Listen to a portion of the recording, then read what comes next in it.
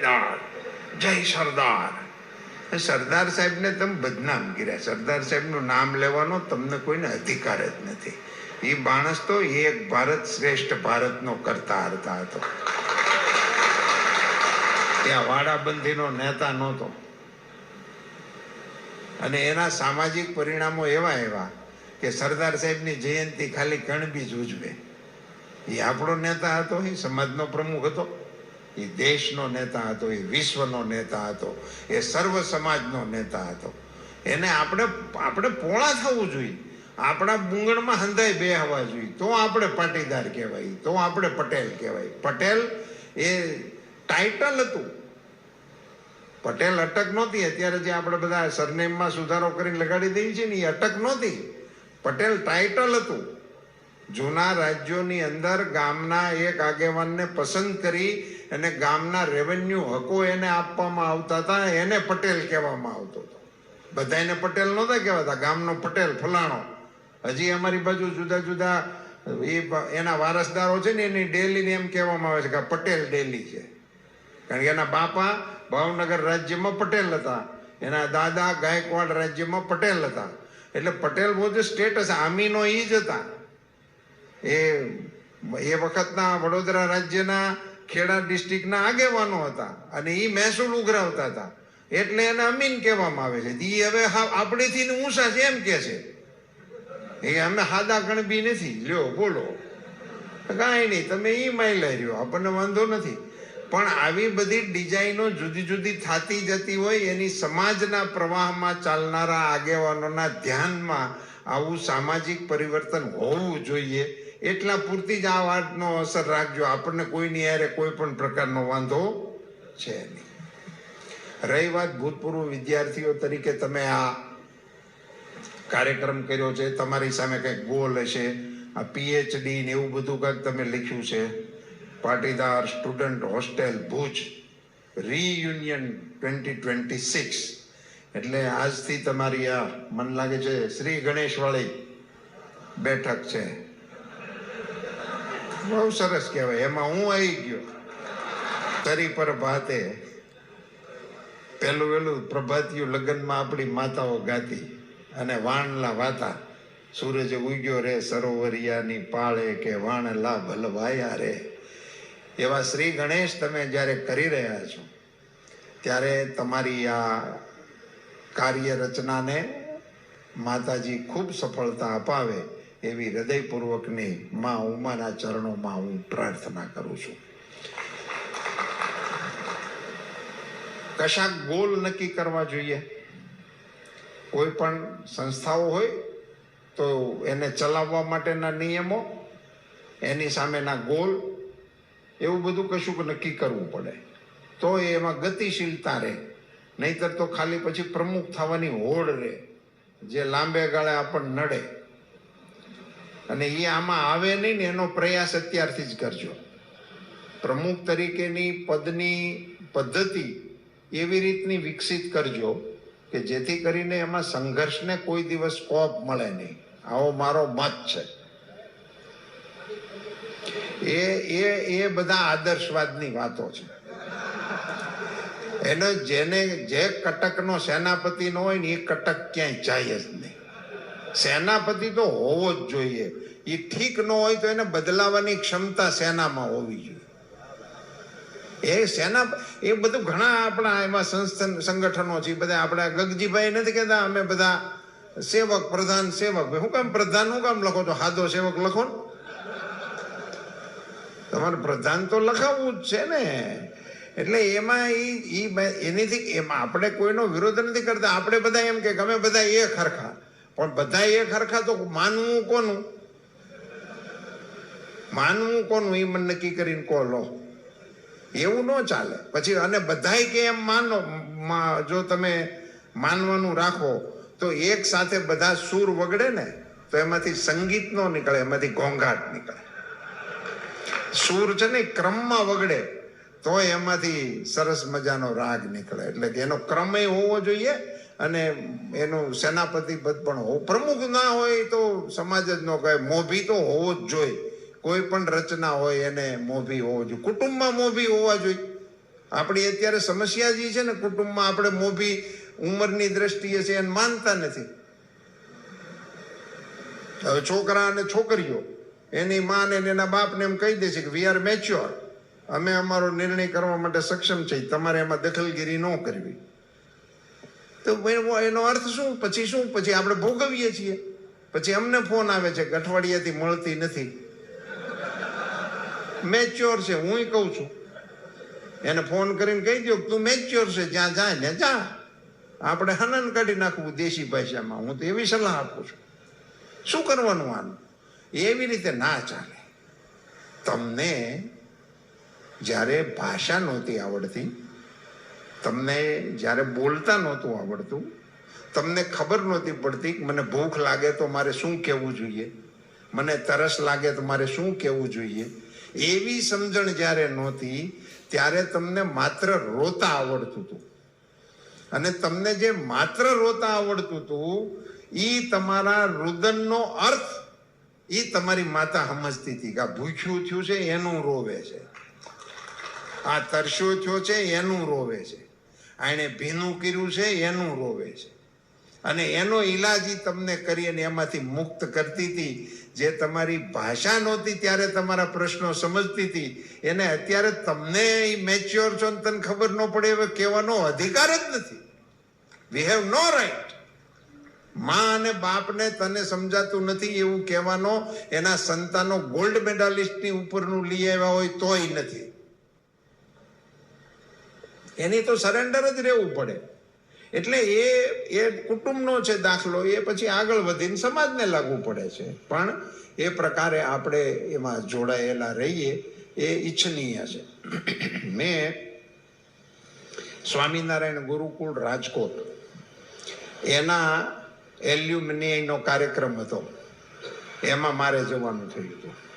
આપ બધા પરિચિત હશો, ગુરુકુળ જે રાજકોટનું છે એ 1 રૂપિયામાં બાળકોને ભણાવે છે અને લાખોની સંખ્યામાં બાળકો ભણી ગયા. ધર્મજીવનદાસ શાસ્ત્રીજી એ એની સ્થાપના કરેલી અને એ વખતે એમણે આવું પગલું લીધું એટલે એનો બહિષ્કાર થયેલો.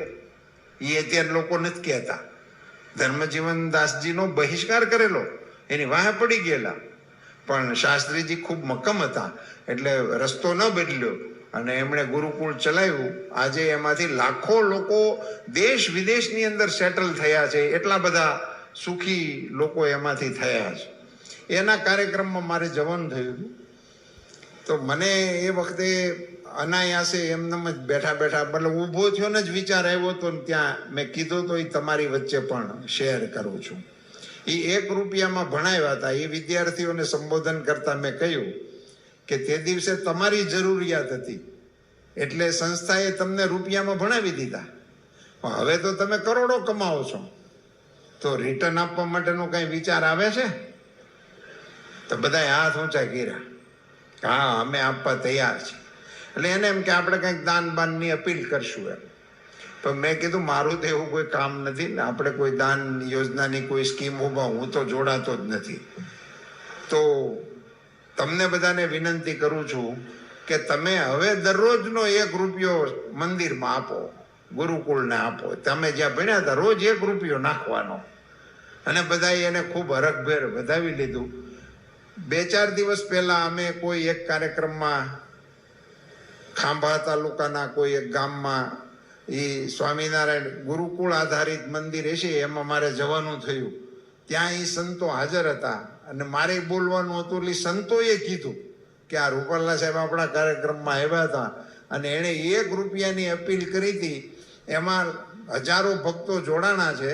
અત્યારે નિયમિત 40,000 વિદ્યાર્થીઓ દરરોજનો રૂપિયો નાખે છે. એની સંખ્યા 40,000 થઈ ગઈ અને ડેઈલી દી ઉગે ત્યાં 40,000 ખખડે પડે છે.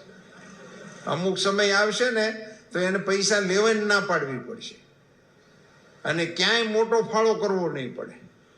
આ એક એવી સુંદર મજાની ચાવી છે કે જે ચાવી તમે ફિટ કરી દો ને એટલે સંસ્થાને કોઈ દિવસ કોઈની ઓશિયાળી રહેવું ના પડે.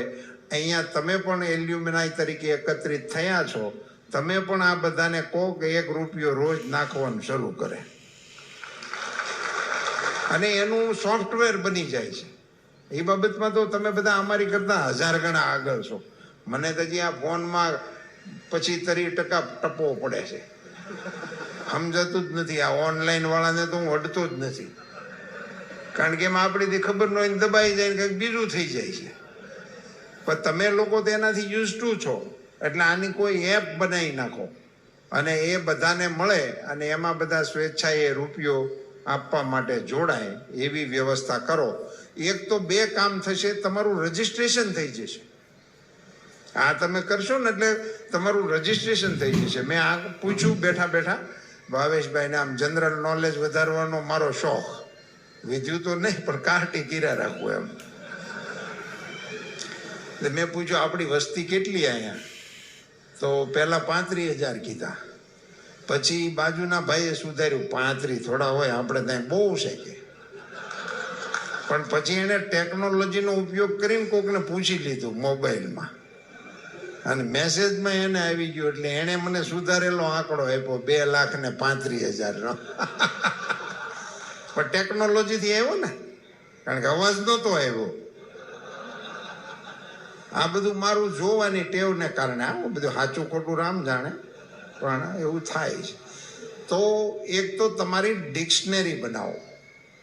કચ્છની ડિક્શનરી હોવી જોઈએ, કચ્છ કડવા કણબીની, એટલે આખા કચ્છનું રેકોર્ડ હરખું રહે. હવે તો ટેકનોલોજીના સમયમાં આવા આંકડા આઘા પાછા ને એવું કેવી રીતે હાલે? અમારે તો શું થાય, બહુ મુસીબત એમ. વાગડવાળા આવે ને તો અમારી વસ્તી અહીં એટલી છે, ટિકિટ જોતી હોય એટલે આંકડા વધારીને આવે. એટલે જ્યાં જેને ટિકિટ જોતી હોય ને એની વસ્તી વધારીને લાવે. પછી અમે બધી ભેગી કરીને જિલ્લાની વસ્તી કરતા વધી જાય.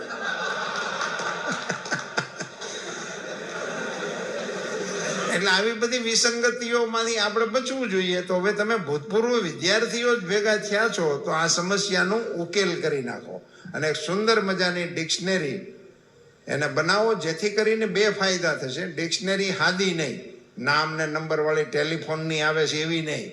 એમાં એના પરિવારની વિગતો લખો, દીકરા દીકરીઓના એજ્યુકેશન વિશે પણ લખો, અને નોંધ કરવા જેવો વ્યવસાય હોય તો એનું નામ પણ લખો. લખવા જેવા વ્યવસાય હોય તો લખવા જોઈએ, જેથી આપણને ખબર પડે કે આપણા સમાજના કયા લોકો કેટલી બાબતોમાં શું કરી રહ્યા છે. એ બધી બાબતોની એક સરસ મજાની ડિક્શનરી બનાવી નાખો. આ બધા હું તમને લક્ષ્ય આપું છું, પછી તમે પાછળથી એને રદ કરી શકો છો કે આવું જ કીધા રાખ્યા, એવું કઈ મનાય નહીં. આ તો તમને મજા આવે તો તમારો ટાઈમ જશે એમ. અને સમાજને ઉપયોગી ચીજો આપણી પાસે એકત્રિત થશે. અને આ 1 રૂપિયા વાળું એક ગ્રુપ બનાવી નાખો. તો આપણી આ જે સંસ્થા છે, તમને એવો વિચાર કોઈ દિવસ આવે છે કે એ વખતના તમારા વડીલોની સ્થિતિ, એમનું આર્થિક સ્ટેટસ, એમની પોતાની સાધન સંપત્તિની કક્ષા એ કેટલી અગવડ ભરેલી છે? હું દાવા સાથે એમ કહું છું કે વડીલોએ પગપાળા પણ આ સંસ્થા માટે પ્રવાસ કર્યો હોય છે. પગપાળા, વાહનો તો હતા જ નહીં. એટલે ક્યારેય ગયા હશે, એ તડકો, એ ધૂળ, એ ઢેફા, એ પરસેવો, પણ એ મૂક્યું નહીં હોય ત્યારે આ સંસ્થા ઊભી થઈ છે. રોકડા નહીં હોય ને એને બાજરો લખાવ્યો હોય છે, એને કપાસ લખાવ્યો હોય છે. એવું ભેગું કરીને એમ કરીને આ સંસ્થાઓ બનાવી છે. તો આપણને કોઈ દિવસ એવો વિચાર આવે છે કે આપણા આ ભાભલાઓ એને તે દિવસે આવું ઊભું કર્યું, તો આપણી જવાબદારી અત્યારે તો આરસનું ન બનાવી દી, પણ એ જે બનાવ્યું છે ને એને રંગ કરવાની મુસીબત છે, એને કલર કામ કરવાનું કોઈને હુજે નહીં. આ વાસ્તવિકતા છે, રિયાલિટી. આપણને એવું થતું નથી કે આપણા પૂર્વજો જે કરતા હતા એ મહેનત કરતા હતા. એવું આપણને કોઈ દી થાય છે કે આપણા દાદા જે મહેનત કરતા હતા એમાંથી મારું અત્યારે કોન્ટ્રીબ્યુશન શું? તો આપણને પરસેવો વળતો બંધ થઈ ગયો છે. એટલા હુંવાળા થઈ ગયા છે એમ. લાઈટ ગઈ હોય 5 મિનિટ અને કોકની અજાણી ગાડીમાં બેહન તો કે એસી, હું એસી તું હમણાં બેઠો છો ઘડીક જાળે નહીં. એસી તો હમણાં આવ્યા, નગર અમે તો ઓલી જાડી તાલપત્રીની પાણીની ઠેલિયું ટીંગાડીને પ્રવાસ કરી રાખ્યા.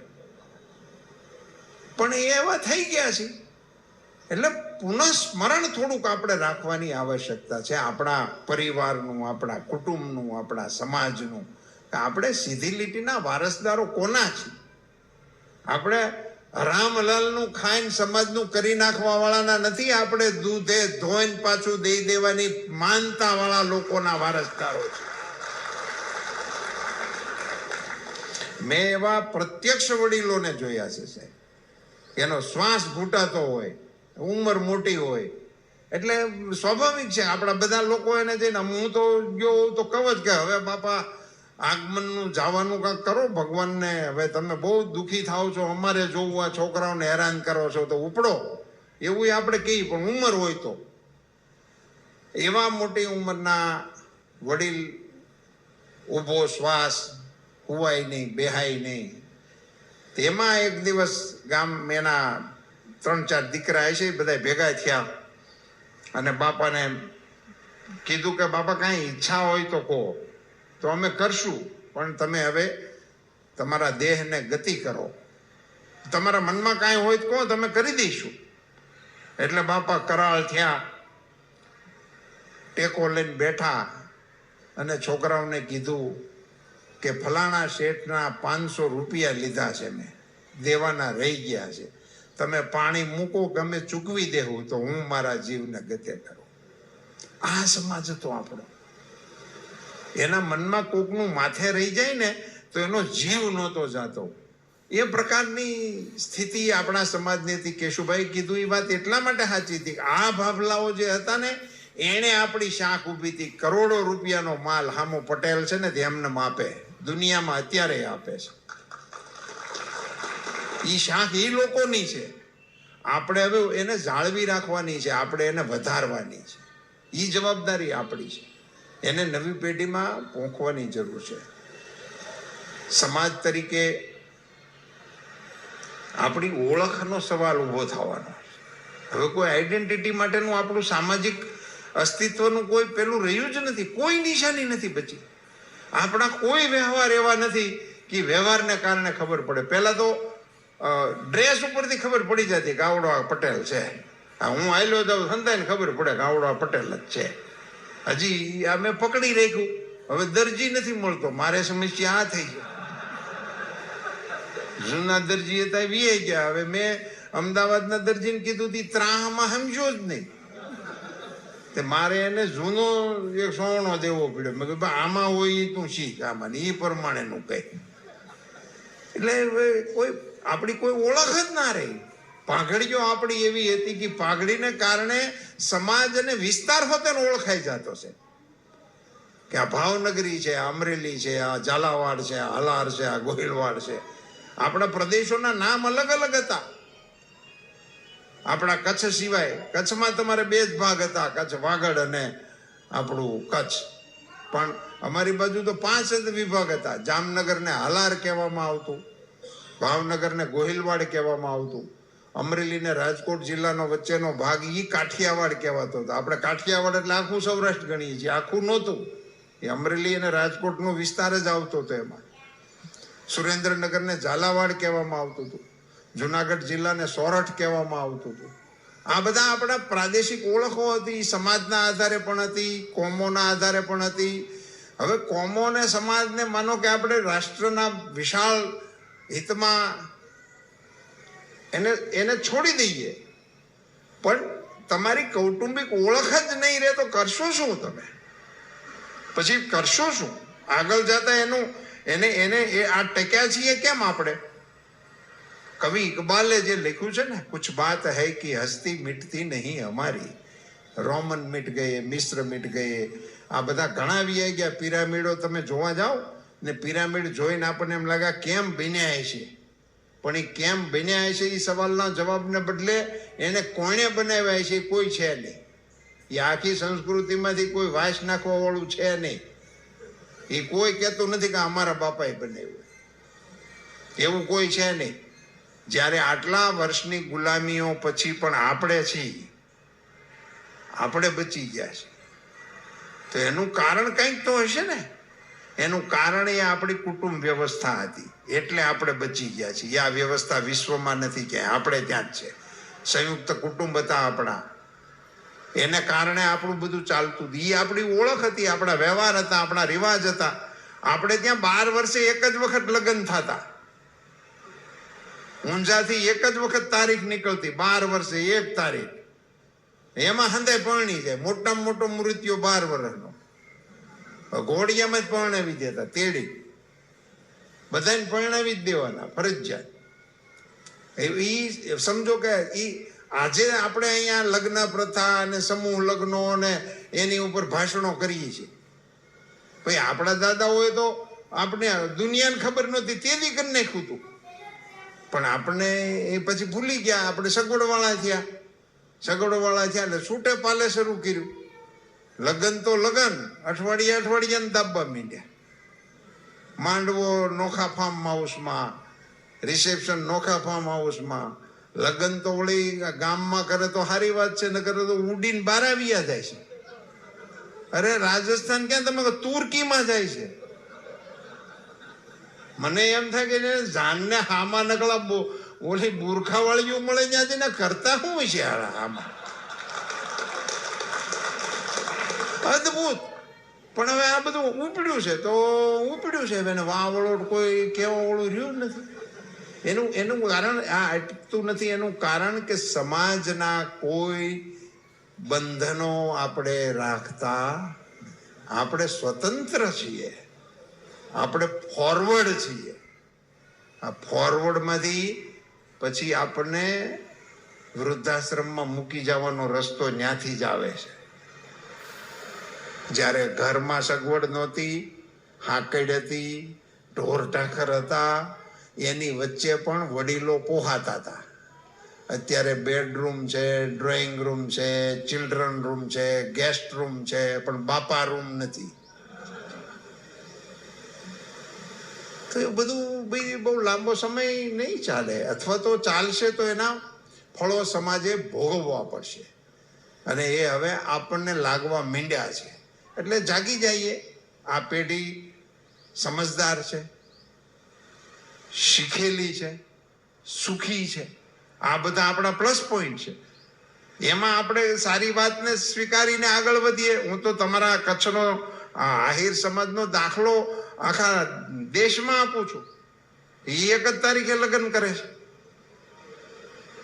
હમણાં મને એક બીજો દાખલો મળ્યો. હું કોઈક બોરીચા સમાજના બેસણામાં ગયો હતો, તો એ લોકોએ મને વાત કરી કે તમે આહિર સમાજનું જ કીધા રાખો છો, અમારા એ બધા એના શિવરાત્રી જ લગ્ન થાય છે. કે એ લોકો શિવરાત્રી એના સમાજમાં, બોરીચા આહિરનો એક વિભાગ છે, એને શિવરાત્રીના જ લગ્ન. એનું તો એનીથી સુધારા વાળું શું જ ખબર, એને કોઈ મુહૂર્ત જ નથી જોવાનું. એમ એકે જાન જોડવાનું, ઉગલવાનું, માંડવામાં બેહવાનું, આખા દીમાં એને કોઈ મુહૂર્ત જ ન આવે. કે બસ અમારે તો શિવરાત્રી સવારે ઉપાડી વરરાજો તૈયાર થઈ જાય એટલે પછી આખી વિધિ ઓટો મોડ ઉપર હાલે. એ સામાજિક બંધારણ તો છે, એને સામાજિક બંધારણ છે.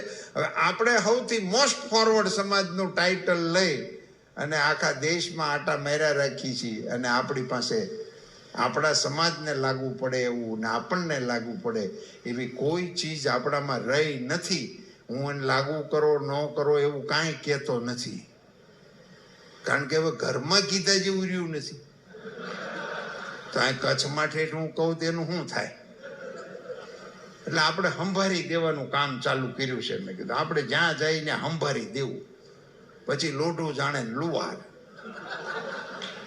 આપણા ઉમાશંકરની પંક્તિ છે ને, ગમે તો વેર્યા છે બીજ છૂટે હાથે, હવે વાદળ જાણે ને વસુંધરા. એને વરહવું હશે, માં ઉમાની કૃપા હશે તો ક્યાંક ઝીલાઈ જશે, અને માં ઉમાની ઈચ્છા હશે તો વેરાઈ જશે. એની લેશ માત્ર ચિંતા નથી. નવી પેઢી ઉપર ખૂબ મોટી આશા છે, ખૂબ મોટી અપેક્ષા છે. જ્યારે આપણે સમજણા થયા છીએ, આપણી જાત પાસે સંસાધનો આવ્યા છે, આપણે સુખી થયા છીએ, આપણે હવે ગ્લોબલ થયા છીએ, હવે આપણને આખા વિશ્વની માહિતી આપણી પાસે છે, તો શા માટે આપણે આપણા ઘરને હરખું ના કરીએ? તો આપણે કેમ ઘરમાં બધું લેટેસ્ટ લઈ આવીએ છીએ? વાય?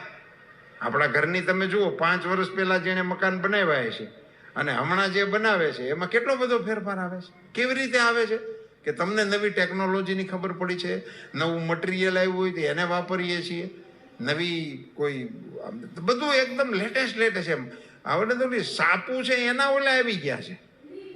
હોતા હોય તો સાપ પાડવાનો જવું પડે ને હાથમાં ઓલું રાખે છે. એનેથી પંખો થાય, એનેથી ટીવી થાય, એનેથી લાઇટ થાય, એનીથી બધું થયા રાખે. બહારથી ફોનમાંથી લોક ખુલે છે, ગાડીમાંથી ઉતરે ને ફોનમાં બટન દબાવે તો ઘરના દરવાજાનું લોક ખુલી જાય છે. બધી ટેકનોલોજી શું કામે તમે લગાડો છો? તમે જાણો છો એટલે લગાડો છો. તો સમાજ જીવનમાં પણ આવી ટેકનોલોજીનો પ્રયોગ કરવાનું વિચારવું જોઈએ. આ તમારી પ્રયોગશીલતાના આધારે હું તમારી ઉપર આ વાત મૂકું છું. તમે કરો છો, બીજામાં કરો છો, તો ઘરમાં કેમ ના કરો? શું કામે ના કરો? શું કામે આપણા દીકરા દીકરીઓમાં વડીલો પ્રત્યેનો આદર પ્રસ્થાપિત કરવાનું કામ આપણે ના કરીએ? એમાં શું વાંધો છે? શું કામે આપણા દીકરા દીકરીઓ મા બાપને પગે લાગવામાં સંકોચ અનુભવે? એનું શું કારણ છે? શા માટે આપણે આપણા ઈષ્ટદેવનું ચિહ્ન કપાળમાં કરતા શરમ અનુભવીએ? આ સ્વામિનારાયણ વાળાને બધા કે ટીલું કર્યું તો કે સ્વામિનારાયણ અહીંયા લાગો છો, તો એ કાંઈ પોઠા પડે છે? એ જોરથી સ્વામિનારાયણ અહીંયા થાય છે. તો આપણને શું વાંધો છે? આપણને આપણી જાતને છુપાવવામાં આનંદ શેનો આવે છે? આપણે શું કામ નથી કહેતા કે હું કડવો કણબી છું? ખોખારીને કેવું જોઈએ. કઈ સિંહણ પદ્ધતિનું કામ નથી. હા, આપણે જ્ઞાતિવાદમાં માનતા નથી, આપણે વાળા ભેદભાવમાં માનતા નથી. એ બધી બાબત આપણામાં ઇનબિલ્ટ છે, આપણને કોઈ સમજાવવાની જરૂર નથી. પણ આપણે જે છીએ એ તો આપણે ઓળખાવવું જોઈએ અને એને માટે સામાજિક વ્યવસ્થાઓ નિયંત્રિત કરવી જોઈએ. આપણે વિચારવું જોઈએ કે આપણી લગ્ન પ્રથા જે છે એ આપણા વડીલો કરતા હતા એના કરતાં સારી છે, ચલાવો, કોઈ વાંધો નથી. પણ 10-15 લોકો બેસીને વિચારી તો શકો ને. તમે એની સમીક્ષા તો કરી શકો ને કે ભાઈ અત્યારે તમારું જે લગ્નનું આલ્બમનું ખર્ચ આવે છે એમાં અમે પરણી ગયા હતા, લ્યો એટલા ખર્ચમાં કેશુભાઈના લગ્નનું ખર્ચ એટલું જ હોય. અત્યારે એના છોકરાના લગ્નના આલ્બમમાં જે ખર્ચ થાય એટલું. તો વિચારવું પડે કે ન વિચારવું પડે? શું કામ નહીં વિચારવાનું? ભાઈ, પ્રી વેડિંગમાં તમે જે પ્રકારની ડિઝાઇનમાં ઘૂસ્યા છો એટલો દી હારે તો રહ્યો.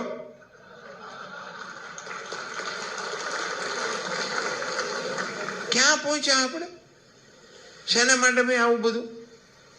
2 બસ લઈને લાડવા લઈને આવે છે. લાડવા એ દીકરીને કે પુત્રવધૂને પોષણ મળે એની આપણી દાદીઓની આ ડિઝાઇન હતી. એ આપણી હાટું નહોતી. કુપોષિત બાળકો ન થાય, એની માતાનું આરોગ્ય સુદૃઢ થાય એટલા માટે આ લાડવાનો વ્યવહાર આપણામાં હતો. હવે અહીંયા 2 બસ લઈને એના હોય ઘરમાં એ ખાઈ આવો. ક્યાંક તો ઉભા રહ્યો, થોડુંક વિચારો. અને કોઈ બીજા સમાજવાળા ન સાંભળે ને એમ આવું બધું નક્કી કરી લેજો શાંતિથી, જેથી હું અન્ય સમાજના દાખલા આપું છું. મેં તમારા સમાજના દાખલા આપેલા છે. આપણું દયાપર ગામમાં હું ગયો તો કોઈ એક સામાજિક કાર્યક્રમમાં. મને તો અત્યારે ઘણા વર્ષો પહેલા ગયો તો એટલે યાદ નથી, પણ એ ગામના સમાજના આગેવાનોએ ત્યાં મંચ ઉપરથી વાત મૂકી હતી કે ત્યાં દીકરી જન્મે તો એના એકાઉન્ટમાં સમાજ પૈસા નાખે છે. એ સારામાં સારો રિવાજ કહેવાય, સારામાં સારી વાત કહેવાય. એને આગળ વધારવી જોઈએ, એને વિકસાવવી જોઈએ, વધુ સારું મોડેલ કરવું જોઈએ. કોઈ પણ રીતે આપણે સામાજિક રીતે, ખાલી આર્થિક અને ભૌતિક રીતે જ આપણે સમૃદ્ધ થઈએ, આપણું મકાન જ સારું બને, આપણી ગાડી જ સારી બને, આપણું બેંક બેલેન્સ જ સારું બને, તો એમ આપણા કુટુંબની શાખ પણ સારી બનવી. અને ભૂતપૂર્વ વિદ્યાર્થીઓ છો એટલે ભણેલા ગણેલા તો છો જ. હવે એને તો કઈ નવેસરથી કઈ આપણે એજ્યુકેશન વિશેની વાત કરવાની આવશ્યકતા નથી. You are established in business. અને જ્યારે તમે સ્થાપિત થયા છો તો સમાજને પણ સ્થાપિત થવા માટેનો પ્રયાસ નવી પેઢી કરે એ સમયની માંગ છે. જો રાષ્ટ્ર સામેના પડકારો, બંગાળની ચૂંટણી એ તમે માનતા નહીં કે ભાજપનો પ્રશ્ન છે, એ રાષ્ટ્ર સામેનો પડકાર છે. એ જે પદ્ધતિથી આગળ વધી રહ્યું છે ને, તમને બીજા સમાચાર મળ્યા છે. અમદાવાદમાં અમે 166 સીટ જીત્યા છીએ, પણ ખાડિયા અમે હારી ગયા છીએ. આ શું છે? કેવી રીતે અમે હાર્યા? ડેમોગ્રાફી બદલી ગઈ છે. જો એ વાત અમદાવાદ સુધી આવતી હોય ને તો એ વાત ભુજમાં આવે. તો આ રાષ્ટ્ર સામેની સમસ્યાઓ છે, એનું સમાધાન કોણ કરશે? એ પોલિટિકલ પાર્ટીઓથી 51 એમાંથી મળે ને તો એને લઈને આગળ હાલે. આ વાત માની નાલજો. એને તો 51ની જરૂર હોય. 51 ગાંડા ભેગા થઈ જાય ને તો એની બહુમતી સરકારે કાઢે. એવું કઈ ન 50 ડાયા જોઈ. એ તો બહુમતીની વિષય છે. એટલે એ બધી અલગ અલગ ચીજો જે ખૂબ દૂર ક્ષિતિજ ઉપર દેખાઈ રહી છે, એ આપણા ઘર સુધી ન પહોંચી જાય એને માટે પણ સમાજે સાવધાનીથી આગળ વધવું પડશે. હમણાં હું કોઈ ભાઈને ઘેરે જમવા ગયો તો, આજ આઈ થિંક આપણે કિસાન મોરચાના હિતેશભાઈ પાંચાણી, તો એમણે એમના પપ્પા આવ્યા ત્યારે મને પરિચય કરાવ્યો કે અમારા બાપુજી છે. અને એ 8 ભાઈ હતા. બોલો, મને પોરો સડી ગયું. એને કીધું કે અમે 8 ભાઈ હતા. મેં કીધું હું હવે કોઈથી ન બીવું. 8 ભાઈ હતા, એને ઘેરે હું નાસ્તો કર્યો તો આજ હું આખા કચ્છમાં ગમે ને બાજી શકું. ખ્યાલ આવે છે ને તમને આ બધી બાબતો કેવી હતી? આ બેઝ છે આપણો. અને એટલે ફરીથી આપણી કુટુંબ સંરચનાને ફરીથી એડ્રેસ કરવાનો સમય પાકી ગયો છે. ફરીથી ગંભીરતાપૂર્વક. અને હવે હું સમાજને સુધરવાની વ્યાખ્યામાંથી નહીં પાછો વળી ગયો છું. સમાજને સુધરવું હોય તો સુધરી જાય. આપણા કુટુંબને સુધારી લો. આપણા કુટુંબને બચાવી લો. તમારા કુટુંબને એક સંપ કરી લો. તમારા કુટુંબને સંયુક્ત બનાવી દો. તમારા કુટુંબની સ્ટ્રેન્થ વધારી દો. નહીતર કાલે તમારી સંપત્તિને કારણ વગરના લબાડ લોકો લઈ જશે. એને બચાવવા માટે આજ આપણી તાકાત કરીએ. પુનશ્ચ નવા સમય પ્રમાણે, નવા પહેલા પ્રમાણે કરો. તમારી મોજ પ્રમાણે કરો, પણ કરો. સામાજિક દાયિત્વ, પારિવારિક દાયિત્વ, એના વિશે પણ તમારે આપણે વિચારવું જોઈએ. એટલે તમારી ભાવિ બેઠકો જે થાય એ બેઠકોની અંદર સામાજિક નિસ્બત કરીને 1.5 કલાકની ચર્ચા તમારા બધા કાર્યક્રમોની હારે હારે જોડતા રહેજો. તમે બધાએ નિરાંતે મને સાંભળ્યો કારણ વગરનો, એ માટે આપ સૌનો ખૂબ ખૂબ આભાર.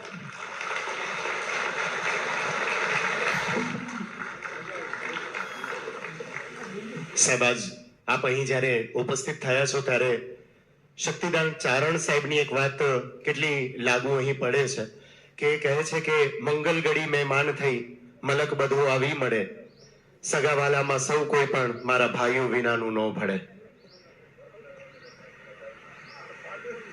પુરુષોત્તમ રૂપાલા સાહેબ આપણી વચ્ચે અહીં ઉપસ્થિત છે અને એમણે જે સૂચનો આપ્યા છે એનું આપણે ચોક્કસથી પાલન કરશું.